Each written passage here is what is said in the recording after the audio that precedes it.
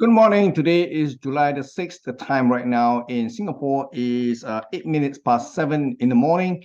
And we are going to talk a little bit about currency markets today. And overnight markets were pretty quiet across the board.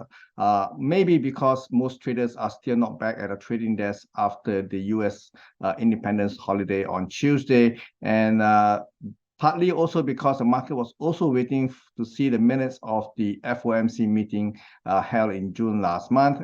Almost all voting governors has actually voted to skip the interest rates hike in June, as we know by now, but they are leaving the door open for further rate hikes for the balance of the year, beginning this month on July 26th, when they are holding a two-day meeting over 25th and 26th of July, and market are really expecting the Federal Reserve to actually hike another quarter point or 25 basis point going into this month's FOMC meeting. So the market is pretty quiet, but today what we're going to talk about is the dollar versus the yen, and we all know dollar yen actually has gone up to 145, a very sensitive level, because last autumn we saw the Bank of Japan that came into the market to intervene by selling the dollar, buying the yen, and that caused the dollar yen rate to go down drastically. So right now we are back to that same level of 145, and the market is getting a little bit nervous. We can see that the market over the last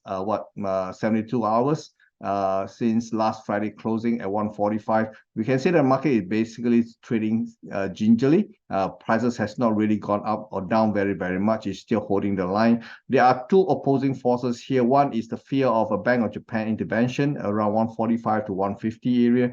The other is, of course, the expectation is that the Federal Reserve is going to hike rates going into the July FOMC meeting. So we have two opposing forces here.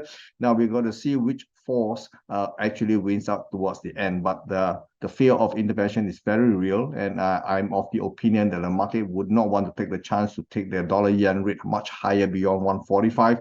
So this does actually create a selling opportunity if you have the stomach to do counter trend, because the last move was actually dramatic. So just remember that at 145, near 145, the market is actually quite vulnerable. The area to do any kind of trade, in my opinion, is between 144.66 to 144.84. So it's a very small window if the price to get into that level, which it has over the last 72 hours, to watch out for the ability to go counter trend. That's all I have for you for today. I'll come back to you tomorrow with another update. Bye-bye. Take care.